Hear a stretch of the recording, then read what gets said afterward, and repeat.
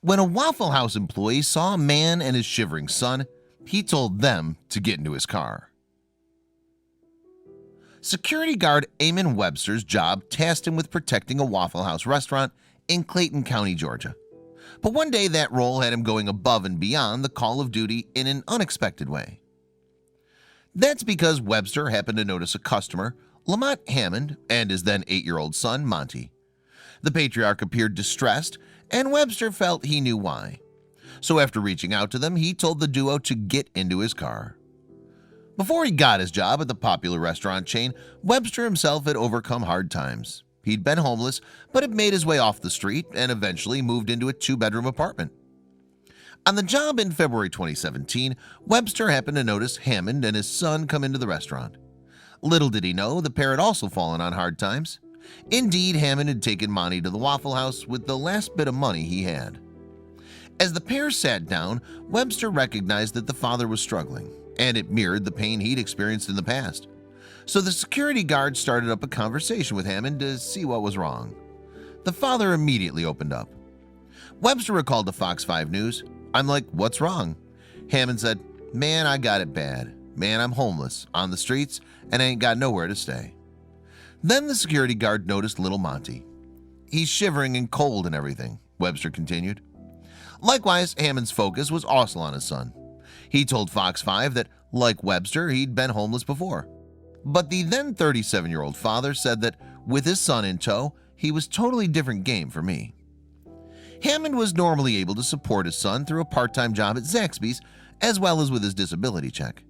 However, he was awaiting a tax refund, with which he could have afforded to lease an apartment for both of them. But until that happened, he already exhausted his options for securing a place to stay. Hammond tried to check into temporary lodgings but couldn't afford it. "I was trying to get a hotel for me and my son to stay, but all the hotels were too expensive," he told Fox 5.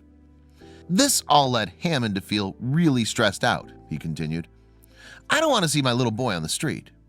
So, not knowing what his next move would be, he went to the Waffle House. Hammond surely couldn't have imagined what would happen next. After hearing Hammond's story, Webster asked his manager if he could take a short break. During that time, he took Hammond and Monty somewhere unexpected, his own 2-bedroom apartment, where he said the duo could stay. Unsurprisingly, Hammond was floored by the stranger's generosity. "He offered to let me stay in his wonderful apartment, and I'm thankful for people like that," he said. And just 11 days later, he was able to get back on his feet, this time with some of the local community behind him.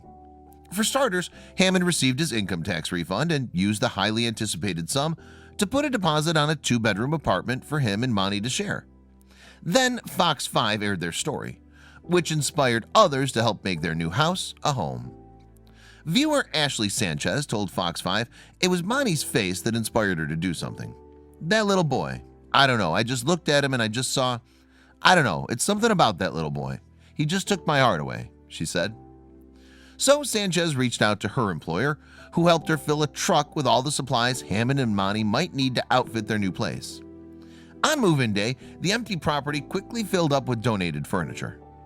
Even Webster, the security guard who helped Hammond in the first place, chipped in. He sourced the movers who brought in all the furnishings.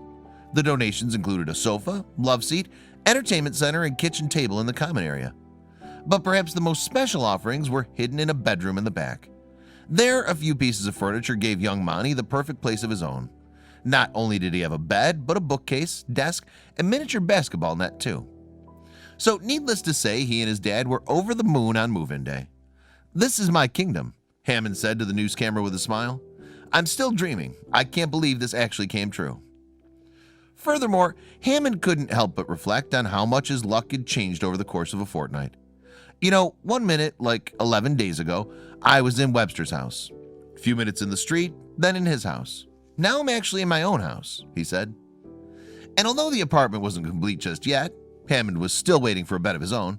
He said his new home was just perfect, as it put a smile on his son Monty's face.